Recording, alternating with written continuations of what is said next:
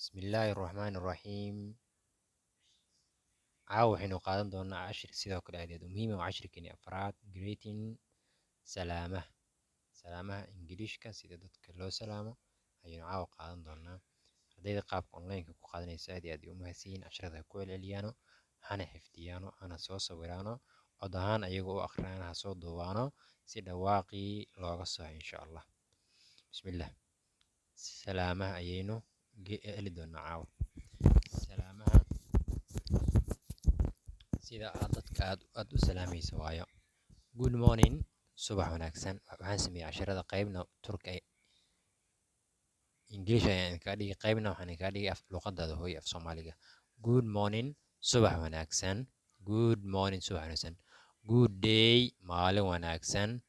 good day, maalin wanaagsan. sidoo kaleeto good evening, fiid wanaagsan. good evening, fiid wanaagsan. good night, habeen wanaagsan.